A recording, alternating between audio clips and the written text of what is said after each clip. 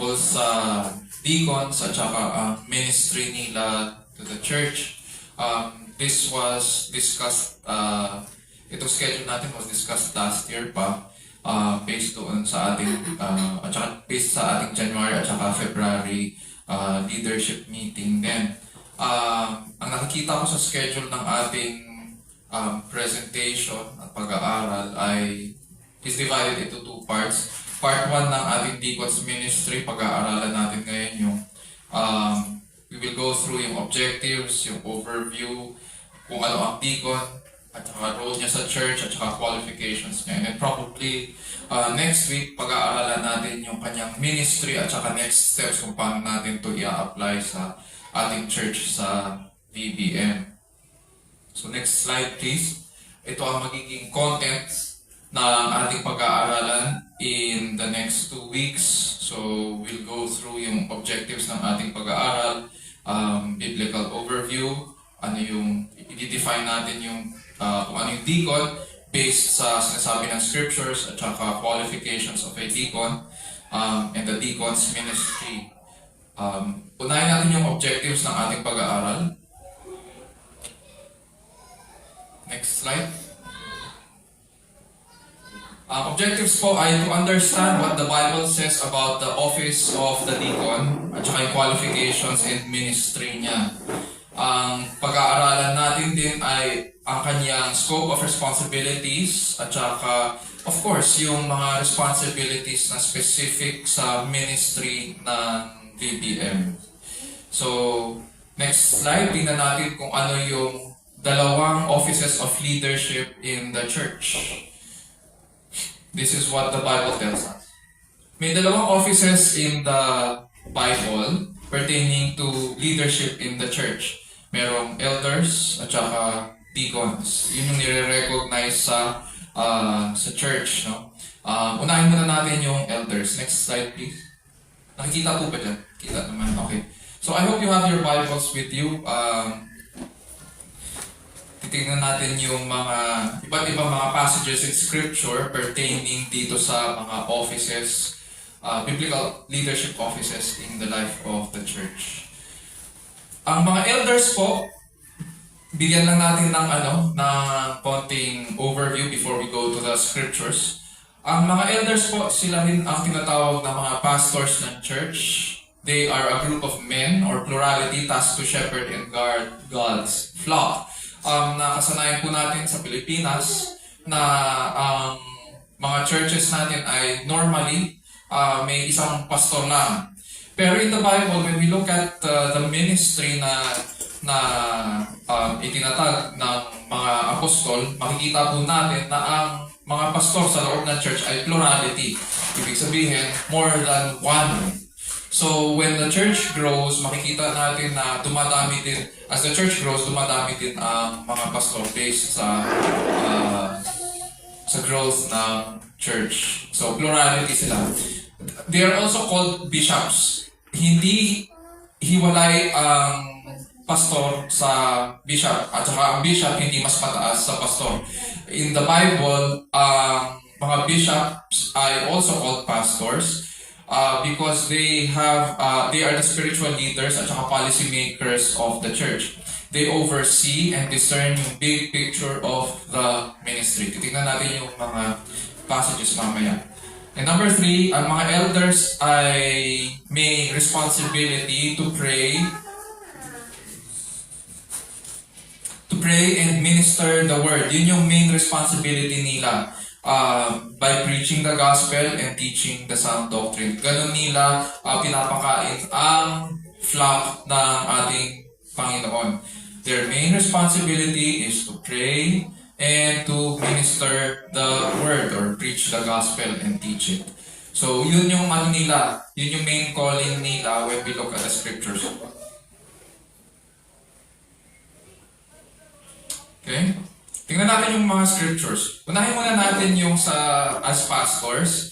Buksan po natin sa Acts 20:17 at saka 27 to 30.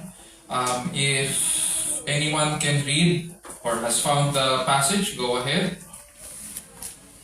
Acts chapter 20 verses 17 verse 17 and then 27 to 30. 20, 17.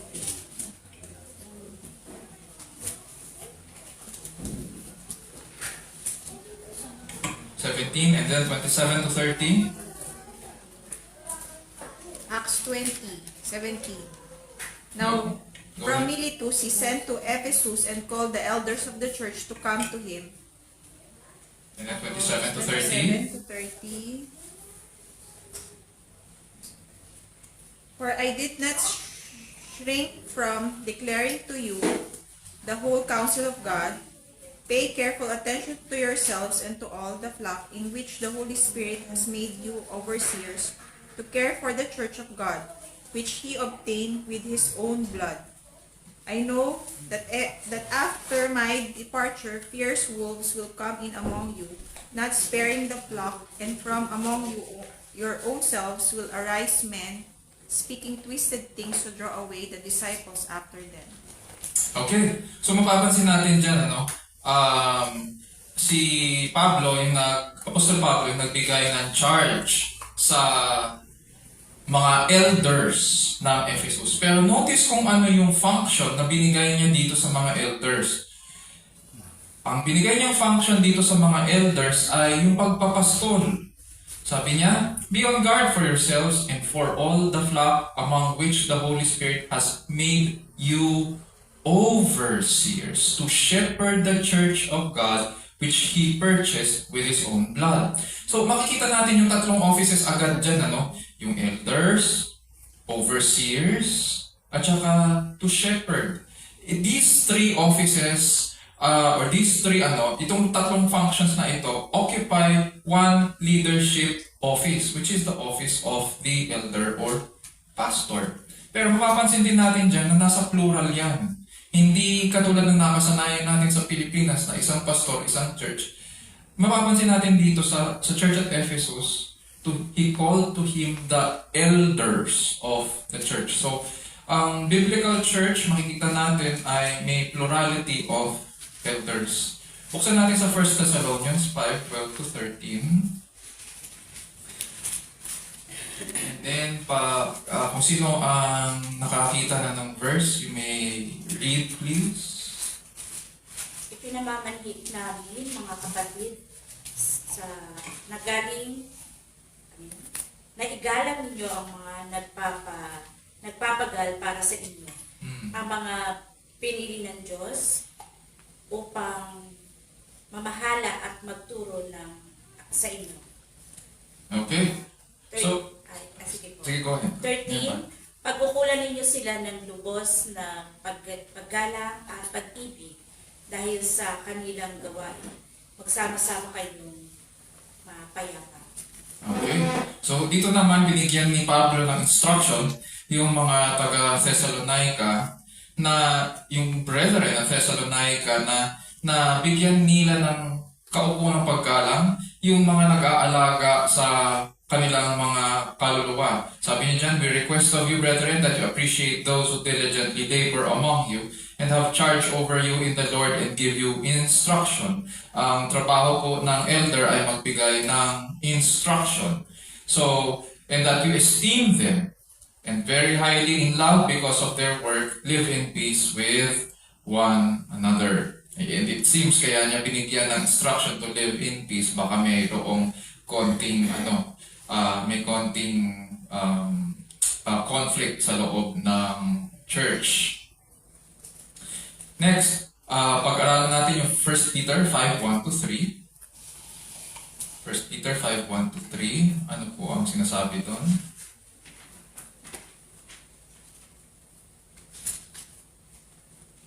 Sa matatandang namamahala sa inyo, nananawagan ako bilang isa ring matandang tulad ninyo, nasaksihan ko ang mga paghihirap ni Kristo at nakikihati naman ako at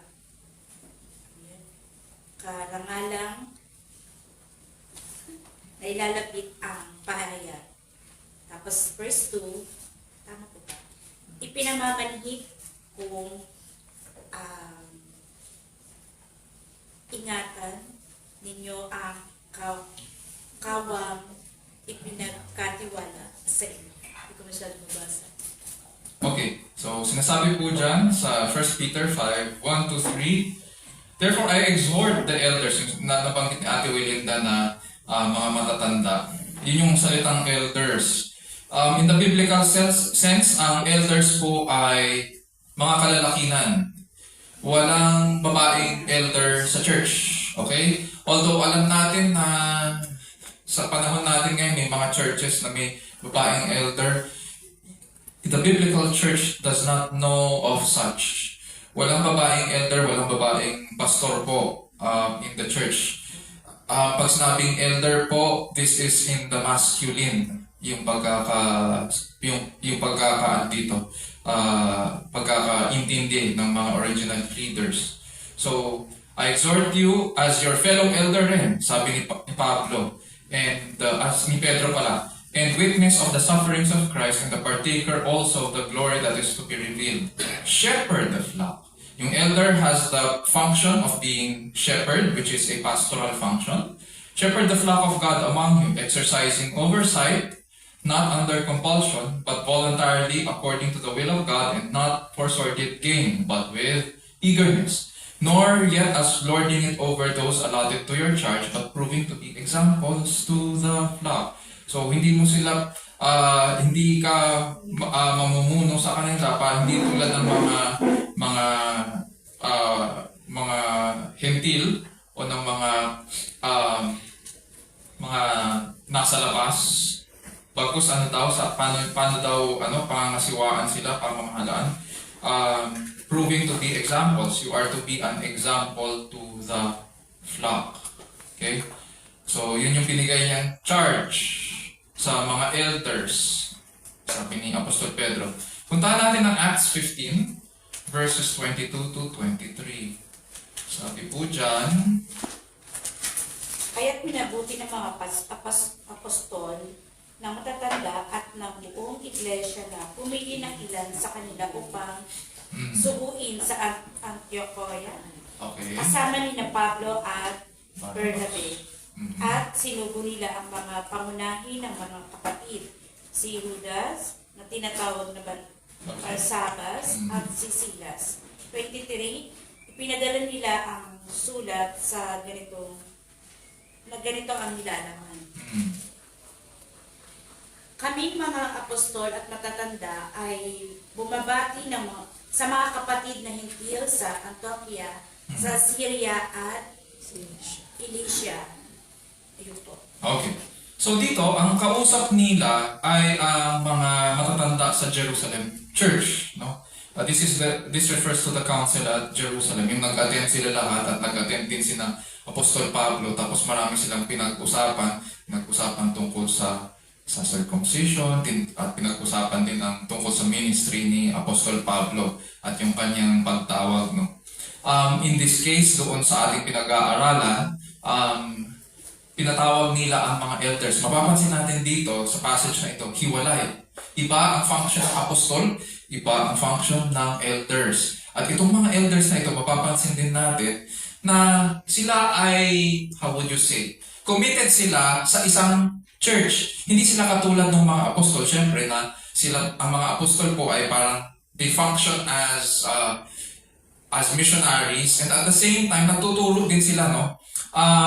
Pero kaya sila tinawag na apostol kasi sila yung may witness sa Panginoong Jesus. Nakita nila, nakasama nila ang Panginoong Jesus. So, iba ang category nila pagdating sa ministry. Ngayon, itong mga elders, sila po yung mga homegrown, in this case, Church at Jerusalem. So, sila yung mga first generation of Christians na lumaki dito sa Jerusalem Church. Kanina pinag-usapan yung Thessalonians. So, sila yung mga nandun sa Thessalonian Church. At yung sa Ephesus, sa Acts chapter 20, sila yung mga elders at Ephesus.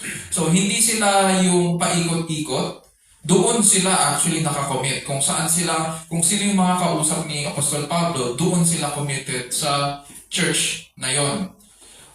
Unlike sa panahon natin ngayon, pag sinabi ng ating mga Christians, paikot-ikot, dati siyang elder dito, ngayon nakita mo elder. Dati siyang nasa Makati, ngayon elder na siya dito sa ano. Hindi mo maintindihan kung saan ang commitment ba talaga. Di ba? Minsan, kung ano yung ginagawa ng mga members, ganun din ang ginagawa ng mga elder, hindi mo na maintindihan asan ba talaga ang commitment mo. Meron akong alam ng elder noon, tinanong ako, may sinusuportahan akong ministry doon sa aming probinsya, sa Visayas. Okay, so kinuwento niya sa akin. Pero elder siya dito sa Maynila. Okay, so okay lang ba daw yun? Okay lang naman, pero ang tanong kung saan ka ba talaga nakakommit? Doon ba? O dito sa Maynila? At the end of the day, you have to decide kung ano ba talaga ang ministry mo.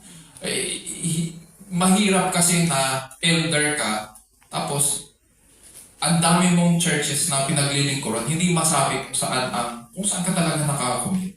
So, paano mo paglilingkuran sila ng maayos kung sobrang dami ng commitment mo? You're spreading yourself too thinly. In the Bible, we will see na meron silang focus. Iba sila sa mga apostol. Yung mga apostol sila yung umiikot at nagtuturo sa mga churches kung ano yung naituro sa kanila ng Panginoon, kung ano yung pananampalataya na pinapasa nila syempre sa church. Okay, puntahan naman natin yung bishops, yung function ng bishops. Hebrews 13:17. Ano po ang sinasabi dyan? Hebrews 13:17. Pakibasa na lang po.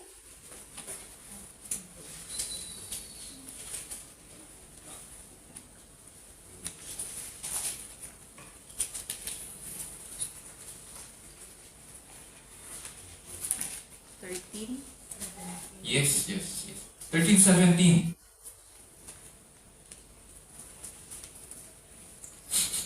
Hebrew 13:17. Pasakop kayo at sumunod sa mga namamahala sa inyo. Sila ay nangangalaga sa inyo at mananagot sila sa Diyos sa gawain ito.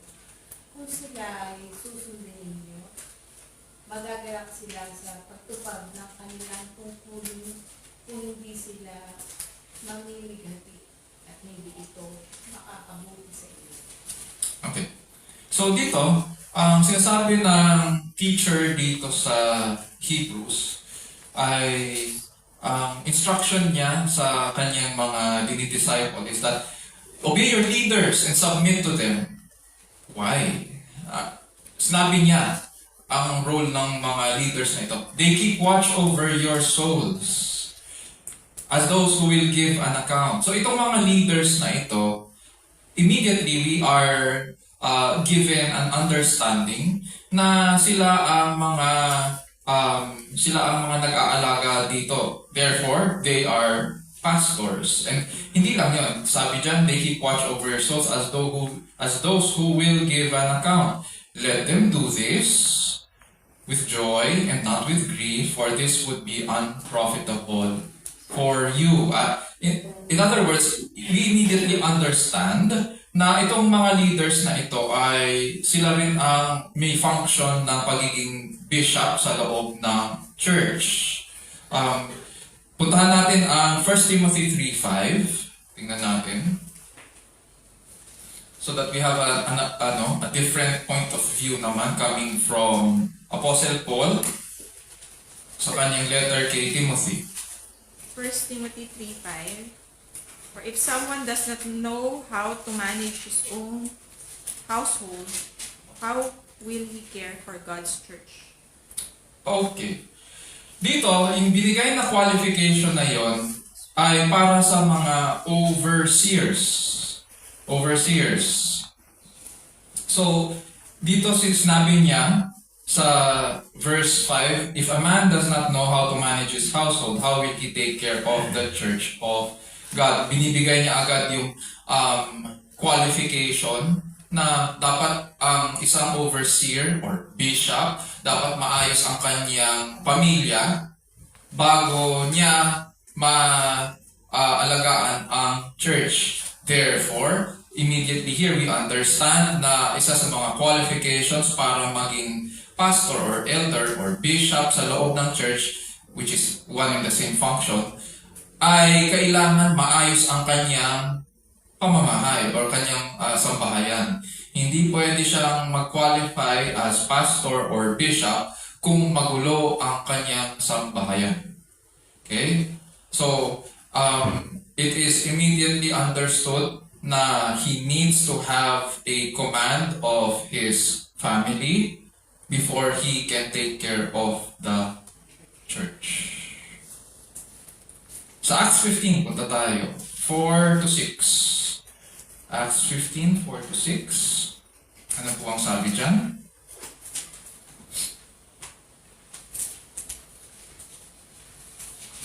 Elders pa lang yung pinag-uusapan natin. Wala pa tayo sa deacons.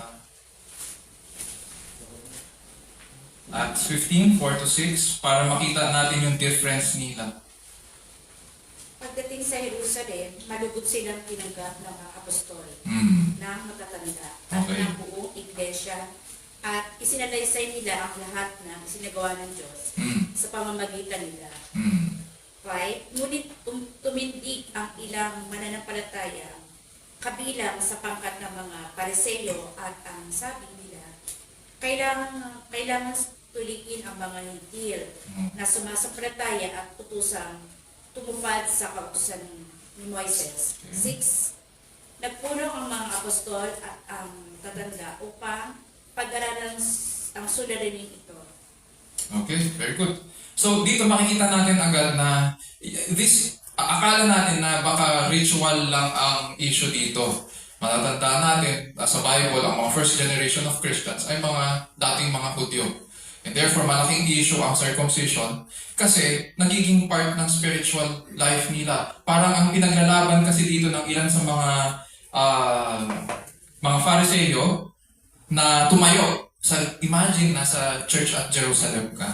At syempre, mga kababayan mo at saka mga kamag-anak mo, nandyan sa pagpupulong na yan. Halo-halo, Hudyo at saka Kristiyano. At syempre, nagsasalita ang mga apostol.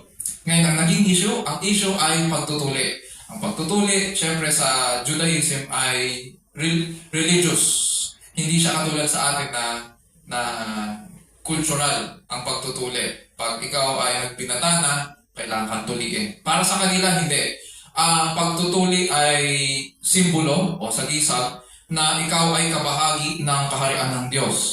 And kinuha nila yon syempre doon sa natutunan nila kay Abraham. So, matagal na practice na ito sa Judaism. If you are of the household of Abraham, therefore dapat ka tuliin. Now, dito, syempre, ang tanong dito, oo, sa Judaism yun. Pero ang tanong, paano sa mga Kristiyano?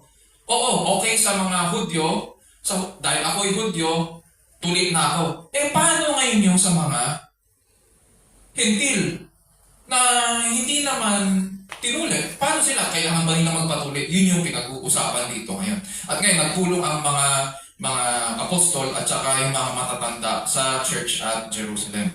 Therefore, we see this as a doctrinal at saka faith issue. Hindi lang ito basta cultural issue. Naging doctrinal and faith issue. Dapat bang maging bahagi ng pananampalataya ang pagtutuli? So, yun yung naging issue. Kaya nga kasama dyan, ang nag-usap-usap ngayon ay ang mga apostol at saka ang mga elders or pastors of the church at Jerusalem. In the modern day church, it is the job of the elders or the pastors to determine kung ano ang sinasabi ng Bible pagdating sa mga spiritual matters. Kaya mapapansin natin, ang mga pastors, very much active sila pagdating sa pagtuturo, sa pangangaral, sa pagko-correct, sapagkat may kinalaman yan sa kaluluwa at pananampalataya ng mga congregation. Immediately we will see this dito sa function na ginawa ng mga apostles and elders in the New Testament. Punta tayo sa function naman nila, which is yung calling nila to pray and to minister the word. Sa Acts 6:4, ang sabi po dyan, Acts chapter 6 verse 4. but we will devote ourselves to prayer and to the ministry of the word. Okay, ang Acts chapter 6 po ay ang pagpili ng 7 na servants or 7 ministers or 7 deacons, kabilang doon si Esteban, no? Isa sa mga sinabi ng mga apostol dyan in differentiating yung ministry nila versus yung ministry ng mga nung 7, sabi nila, saan daw nila i-devote ang sarili nila? We will devote ourselves to prayer and to the ministry of the word. And therefore, ang trabaho talaga ng mga pastor ay manalangin at saka pag-aralan ang salita ng Panginoon. And they should not be distracted. Oftentimes, maririnig po natin sa ministry kung bakit napapagod may mga pastor na napapagod o nag-give up o na-burn out sa ministry. It's because kulang sa focus at daming ginagawa pero hindi naman siya talaga nakafocus doon sa dapat niyang gawin, which is pag-aralan ng salita ng Panginoon at makatulong siya sa mga tupa ng Panginoon. Meron tayong malalaman na pastor dyan na tumutugtog. Kasama siya sa worship team, siya rin ang nagigitara, siya pa ang mag-preach. Meron tayong alam na pastor na imbis na mag-aral, siya rin ang siya rin ang naglilinis sa church. So, bakit ganon? Meron akong alam na pastor din na siya pa yung naglilinis ng swimming pool ng ministry nila. So, bakit hindi mag-assign ang church para doon? So, yun yung question. Ang kailangan, biblically, ang job responsibility ng elders o ng pastors, bishops, and overseers ay, to minister the word and to pray. Yun ang dapat nilang ginagawa. Dapat nakafocus sila doon. So, punta tayo basahin muna natin ang verse 1 hanggang 4. Sabi dyan, now at this time while the disciples were increasing in number, a complaint arose on the part of the Hellenistic Jews against the native Hebrews. Ito ngayon yung background ng problema. Nagkaroon ng trouble or division sa loob ng church na ito, first generation of Christians. Biruin mo, Acts chapter 6 pa lang, mayroon ng problema sa loob ng church between the Hellenistic Jews or yung mga Greek-speaking Jews, yung mga lumaki sa labas ng Jerusalem, at saka yung mga native Hebrews. Because yung widows daw nila were being overlooked in the daily serving of food. Yung widows na tinutukoy dyan ay yung widows ng mga Greek-speaking Jews, yung mga lumaki sa labas ng Israel. And nagrereklamo sila kasi hindi sila naasikaso ng maayos. Whereas sa mga native na Hebrews, meron sila parang ration system. Naasikaso yun. Pero dito sa mga sa ministry nila to the Hellenistic Jews, mukhang kailangan pang ayusin yung ministry doon. Mapapansin po natin agad na in-address ito ng mga apostol at pumili sila ng 7 lalaki. Mapapansin din natin na ang 7 lalaking ito ay may Greek-sounding names. Kasi sila ang i-assign doon sa Greek or Hellenistic ministry ng church. Ang galing. So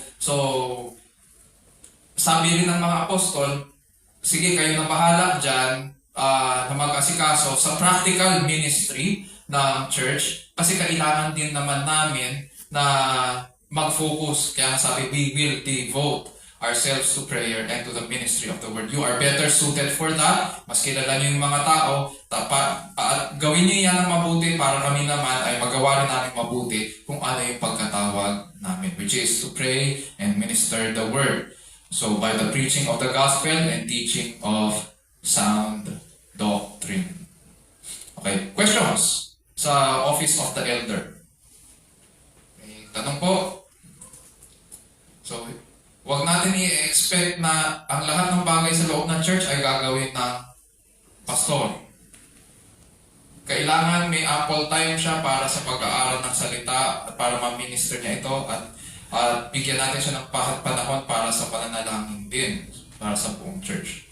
Questions? Questions?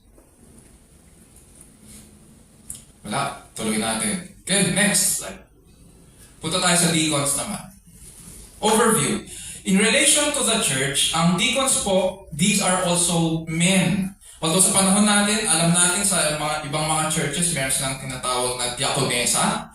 Pero in the Bible, when we talk about deacons, they are men also, katulad ng mga elders. They are understood to be men who are concerned with the practical ministry. Kung ang elders, ang focus nila ay ang spiritual lives ng mga congregation, ang deacons, ang focus nila ay yung practical ministry of the church to promote the unity and ministry of the church. Dito sa binasa natin kanina sa Acts 6, babalikan lang natin. Kung nakabukas na kayo sa Acts chapter 6, okay lang, keep it there. Mapapansin natin, madi-divide yung church pag hindi nila inaskaso yun. Why? Kasi mapapansin natin, nagre-reklamo na yung kabilang kampo versus doon sa kabilang kampo, nag-aaway na. Kapag hindi nila in-address yun ng maayos, maghihiwalay na yung mga grupo na yan. Ngayon, anong ginawa nila? Gumawa sila ng isang ministry na mag-a-address dyan. So, here we see agad na isa sa mga objectives ng pagiging deacon is to unite the church. Trabaho po ng deacon ang i-unite ang church sa pamamagitan ng kanilang practical ministry. So, pinopromote nila ngayon sa kanilang practical ministry yung mga ministries, yung ministry of the word. So, dyan makikita natin, sabi ng mga apostol, we will devote ourselves to prayer and to the ministry of the word. And the statement found approval, verse 5, with the whole congregation. At pinili nila si Esteban, or si Stephen, a man full of faith and of the Holy Spirit, Philip, Prochorus, Nicanor, Timon, Parmenas, and Nicholas, a proselyte from Antioch. And these they brought before the apostles, and after praying, they laid their hands on them. So, they were officially recognized by the church for the task of serving or deaconing yung kanilang church. In relation to the church. Ang function nila, uulitin ko, in relation to the church, ang function nila ay ang practical ministry para ma-promote ang unity of the church at saka ang ministry of the word. Di ba nga sabi ng mga apostol, sige, mabuti ang gagawin nyo para kami naman ay makapag-focus sa ministry of the word. So they also promote the ministry of the word through their focus of the practical ministry of the church. Ngayon, in relation naman sa mga elders, sino itong mga deacons? The deacons and their wives assist the elders by handling more practical matters. Yung practical matters na pinag-usapan dyan ay yung administration, yung logistics, at halimbawa na lang, yung mga upuan. Pag tinatransport yung upuan, alam naman natin kung saan tayo nanggaling last year, di ba? Sa kabila. Practical ministry yun ng church. A question, si pastor pa ba ang mag-iisip ng pagta-transport? O ang deacons? In this case, deacons na ang nag-iisip nun. Hindi na si pastor.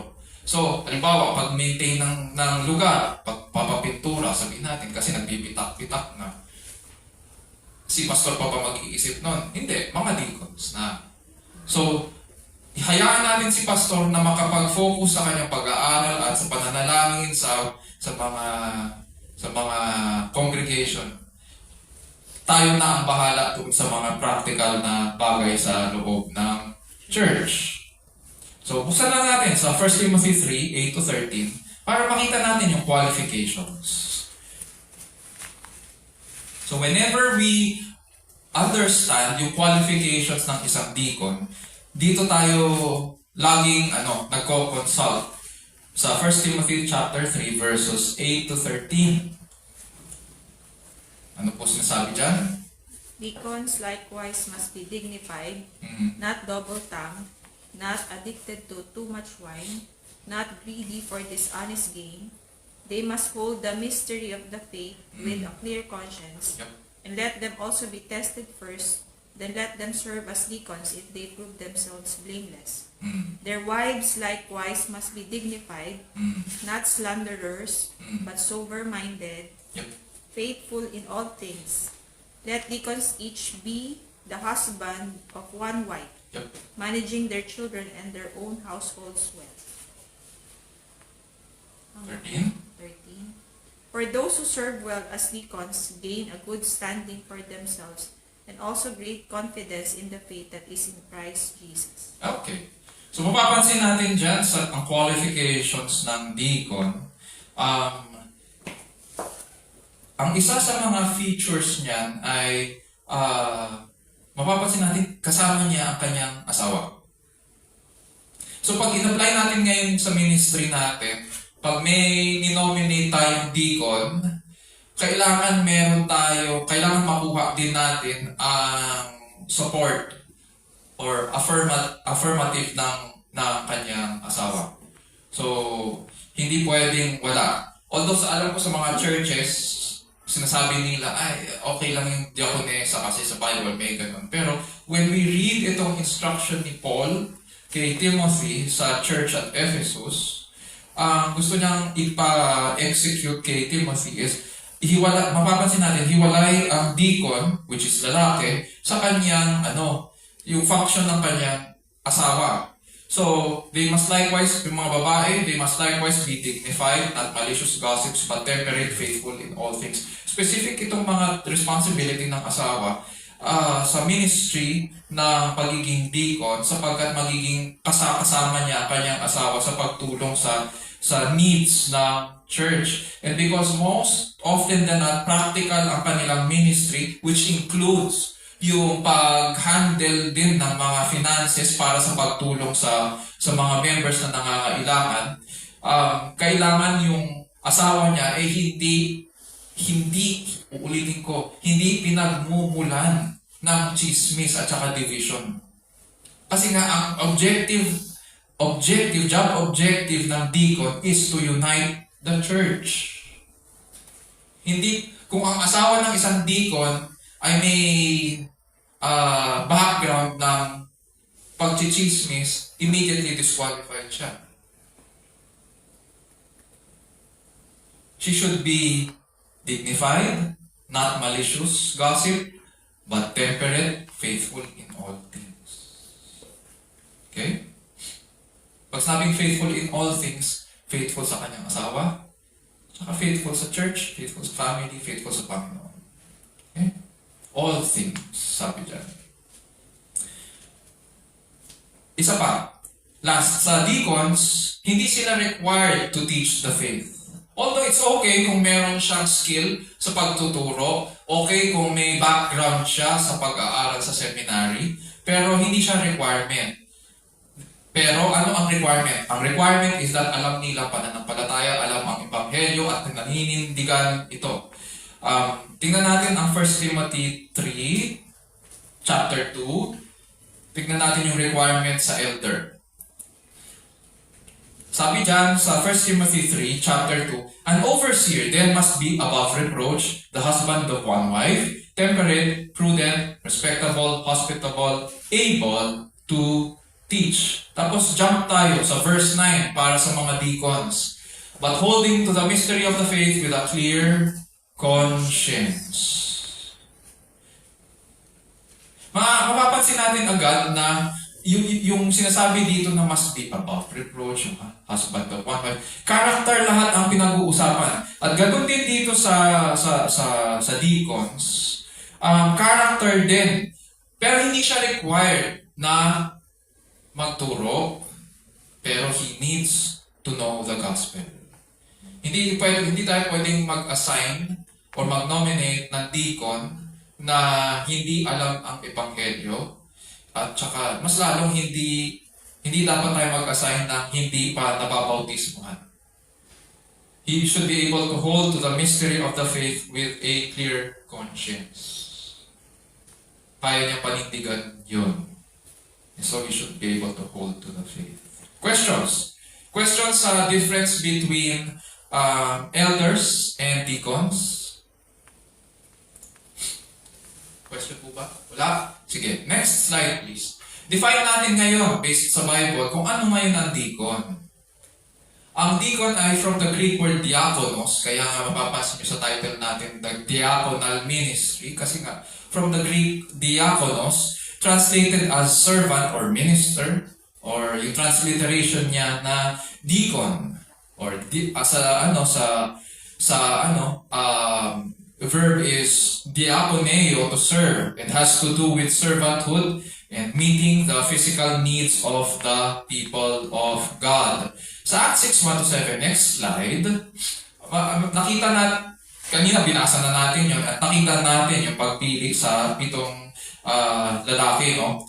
In the ancient world po, ang diaconal service ay sign of weakness. Actually, hindi nila, kung ang pag-uusapan ay mga Gentiles, mababa ang tingin po nila sa diaconal service or yung servitude, servanthood. And it was characteristic sa mga alipin. Sabi nga ni Mark Dever, next slide please. Sabi ni Mark Dever, yung the theologian and senior pastor of Capitol Hill Baptist Church, service to others was not admired by the Greeks. Instead, they primarily admired the development of one's own character. Noong unang panahon, and as much as it is today, ganun din. Ang gusto natin, pinopromote yung sarili natin. Ganun din sila noong unang panahon. Ang nila, what is admirable is the development of one's own character and personality, always with an eye to maintaining self-respect. Diaconal service to others was seen as what we would describe by the pejorative term servile, or that which pertains to slaves, yung pagiging paglilingkod nila. But in the Bible, next slide, we see Jesus taught that serving Christ is acceptable to the Father. Those who serve Christ should follow Christ. Sabi sa John 12:26, if anyone serves or diakoneo me, he must follow me. And where I am, sabi ni Jesus Christ, there my servant or diakonos will be also. If anyone serves or diakoneo me, the Father will honor him. So, mapapansin natin, ganyan yung yung language, yung pagkakagamit ng service sa Bible. So, serving Christ is acceptable to our Father in heaven. Questions po sa definition ng deacon. And so, itong function na ito ng deacon is actually service. Sa mga churches ngayon, mapapansin natin, meron silang board.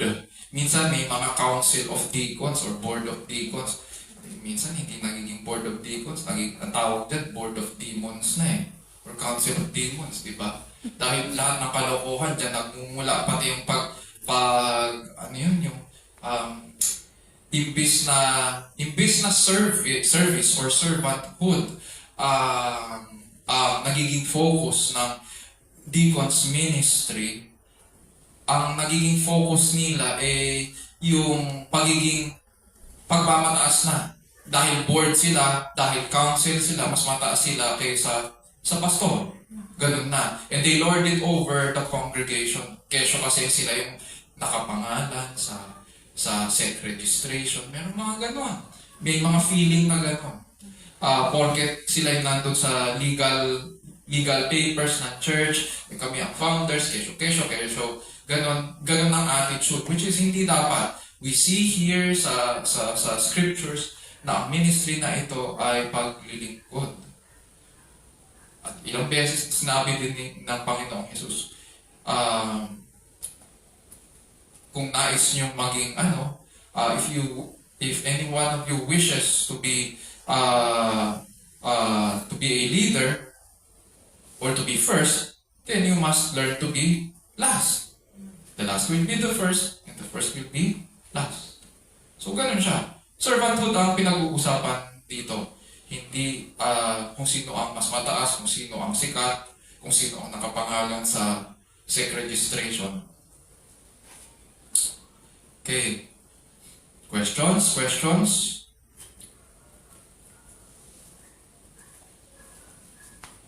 Wala. Sige, dyan muna natin tapusin yung ating study for today. Next week, pag-aralan po natin yung qualifications of a deacon. I think mas magandang next week natin pag-aralan yon para makita natin, ma-relate natin agad doon sa magiging responsibilities ng deacon sa ating church dito sa VBM.